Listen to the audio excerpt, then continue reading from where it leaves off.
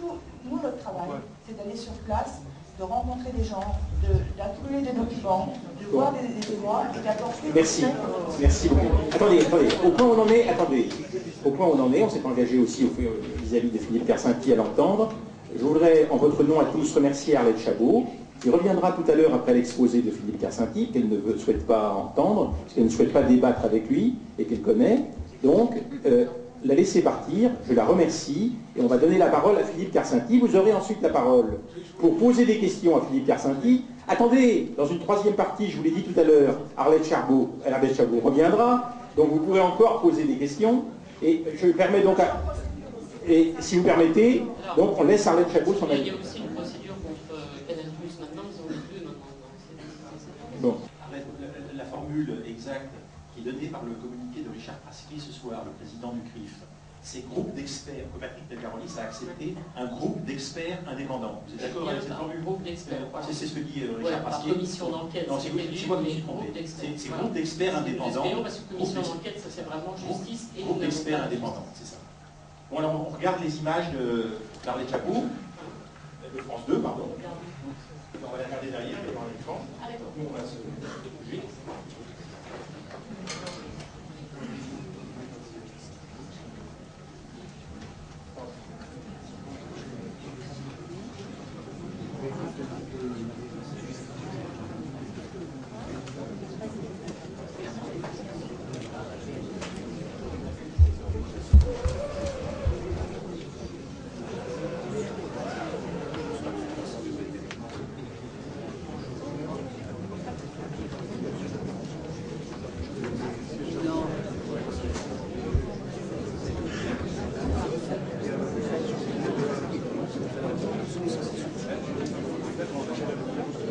C'est pas ça.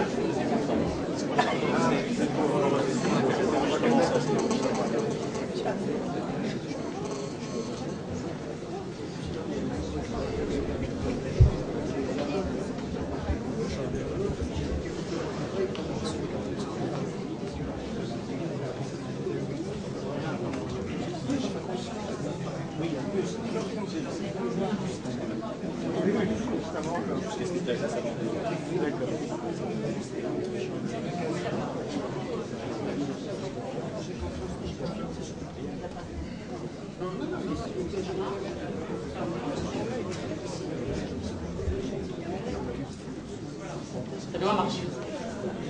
Alors, parce qu'on va reprendre les choses par le commencement, je propose d'abord de revoir le sujet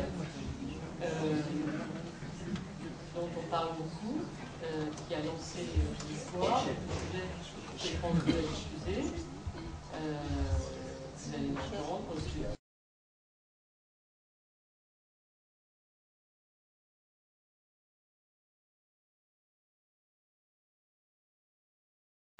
15 heures, tout vient de basculer près de l'implantation de Netzarim dans la bande de Gaza. Les Palestiniens ont tiré à balles réelles, les Israéliens ripostent, ambulanciers, journalistes et simples passants sont pris entre deux feux. Ici, Jamal et son fils Mohamed sont la cible de tirs venus de la position israélienne. Mohamed a 12 ans, son père tente de le protéger. Il fait des signes, mais une nouvelle rafale. Mohamed est mort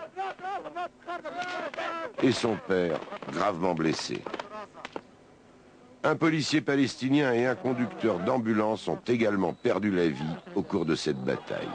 En Cisjordanie aussi, de très violents affrontements ont fait des morts et de nombreux blessés. À l'entrée de Bethléem, des centaines de jeunes Palestiniens ont attaqué la position israélienne. Les gardes-frontières les ont repoussés à l'aide de grenades lacrymogènes et de balles caoutchoutées. Des scènes identiques se sont déroulées à Hébron, où plus de 80 manifestants ont été blessés. Au nord de Ramallah, un mort et 60 blessés palestiniens, mais aussi des soldats touchés par les jets de pierre. Marwan Barghouti, le chef du Fatah pour la Cisjordanie, était sur place. Nous nous battrons pour la souveraineté sur Jérusalem, nous nous battrons contre Sharon. On était là lorsqu'il est venu visiter les mosquées. C'est notre message, pas de paix sans Jérusalem. Jérusalem est la clé de la paix dans la région. Les obsèques de l'adolescent tué à Ramallah auront lieu demain. Son père doit rentrer de Jordanie où il était en voyage. Alors j'espère qu'on peut entendre un peu mieux, parce que c'est un tout petit peu compliqué. Je ne sais pas si vous entendez. Oui, maintenant on entend mieux, après on a mieux entendu.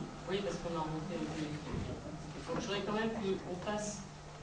Alors on diffuse le sujet qui est diffusé le même soir par téléphone.